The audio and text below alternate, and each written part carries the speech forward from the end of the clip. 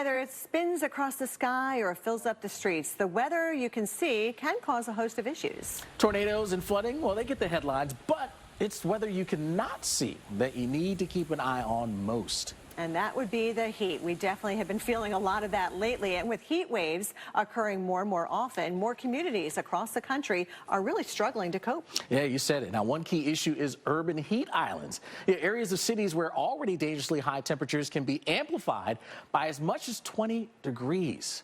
Jess Haven, the Outreach and Organizing Director of Groundwork Milwaukee, is a part of a nationwide program administered by the National Oceanic and Atmospheric Administration in working to really map urban heat islands. Thanks so much for joining us. We certainly appreciate it.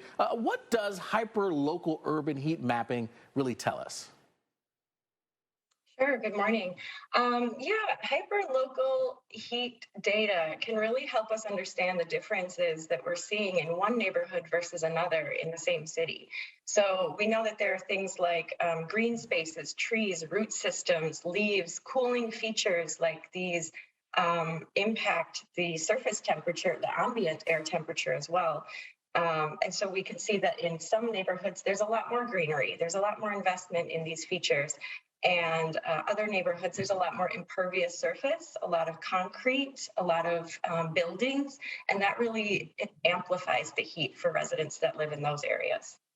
Okay, Jess, kind of a multi-part question for you here. How are these surveys conducted? What kind of data is being collected and who's collecting it? Sure.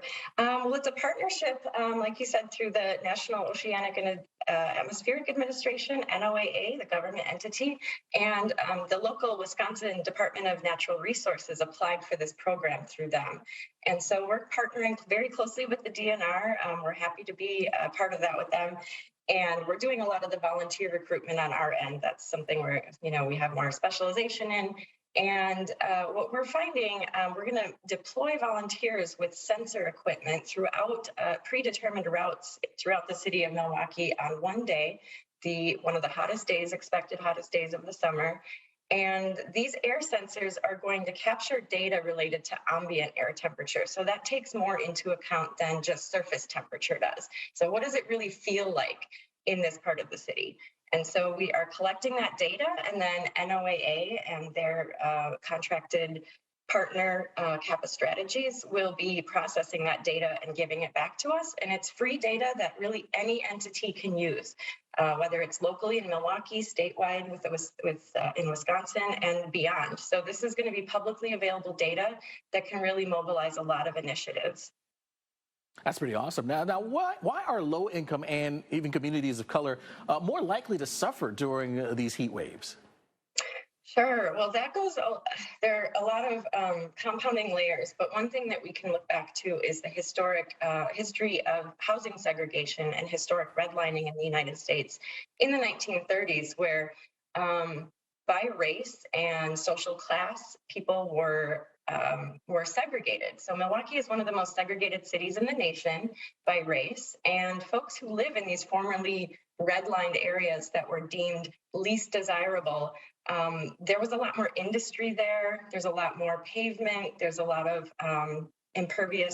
what we call impervious surface, where water can't absorb into the soil and cool the grass and things like that. So we're seeing that the impacts of this from the data that we do have already is more severe. And then there are other compounding issues from just the systemic injustices in these neighborhoods. And so there are greater health risks for these populations. And a variety of other, and folks who may not have the resources to have their homes fully air conditioned, or they are renting from landlords who have no incentive to insulate better or add features to the yard space that could provide more shade and cooling. So there's transportation issues and a lot of reasons why this really compounds. And I'm sure the end game is to keep everybody safe going forward. So Jess Haven, thank you for all your work you're doing with Groundwork at Milwaukee. We really appreciate it. And, these heat waves are no joke. No. Heat actually does kill more people than some of those other extreme weather events that we talked about. It's one of those things that